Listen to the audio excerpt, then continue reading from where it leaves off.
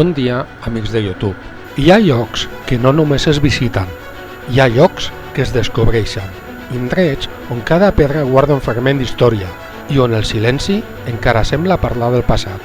Després de recórrer les carreteres del nord de Marroc, la Ragazza, la Moto Guzzi V85 TT Travel ens va portar fins a la carretera regional R417.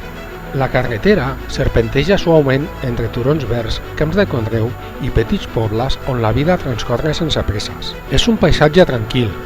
Costa d'imaginar que fa més de 2.000 anys aquest mateix territori era un dels punts comercials més importants del Mediterrani occidental.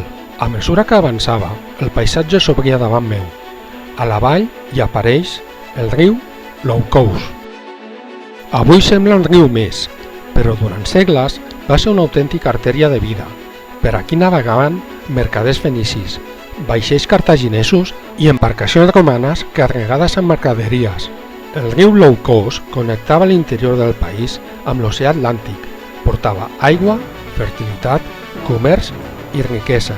Sense aquest riu, probablement la ciutat de Lixus mai no hauria existit. I és just aquí, dominant tota la vall, on s'alcen les ruïnes d'una de les ciutats més antigues del nord d'Àfrica.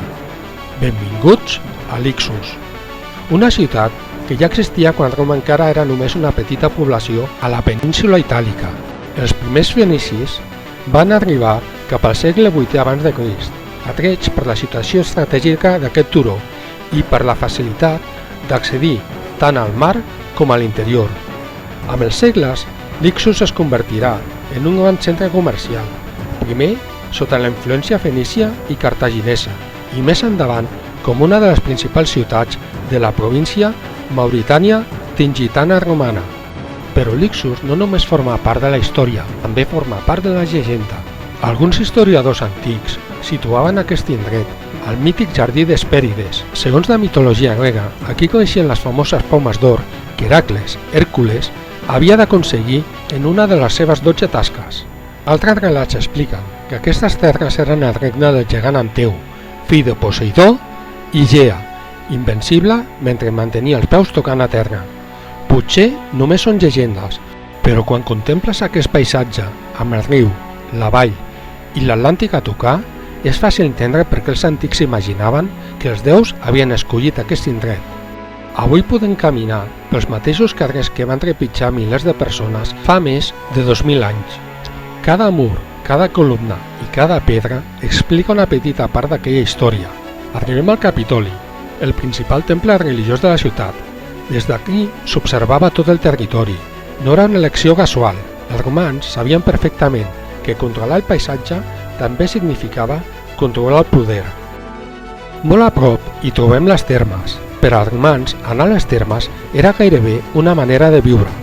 Aquí no només es banyaven, també es feien negocis, parlaven de política, practicaven esport o simplement compartien el temps amb els amics. Passejant entre les restes de les antigues domus, encara podem imaginar les cases de les famílies benestants.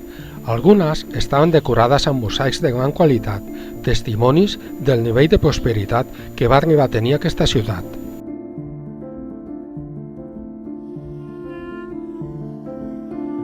Però hi ha un espai que sorprèn especialment. És la gran fàbrica de salaons. Davant van aparèixer desenes de dipòsits excavats a la roca.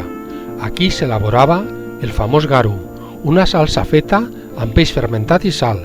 Potser avui no ens despertaria gaire la gana, però fa 2.000 anys era un autèntic luxe. Els romans l'utilitzaven pràcticament a tots els seus plats. Era tan apreciat que s'exportava a tot l'imperi, en milers d'àmfores. Lixus va ser un dels principals centres de producció de garum de tota la façana atlàntica.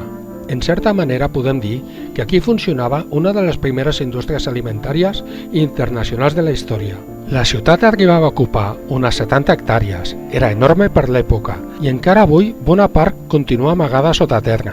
L'imperi romà va caure i Lixus va anar quedant abandonada i la natura va fer la resta. Era hora de continuar la ruta i també d'engegar la Moto Guzzi V85 TT. Deixem enrere una ciutat que va veure passar fenicis, cartaginesos, romans, amazics i àrabs, un lloc on la història i la llegenda encara conviuen, perquè viatjar en moto és molt més que sumar quilòmetres, és arribar a indrets com aquests, aturar-se i observar. Ens veiem en el pròxim episodi.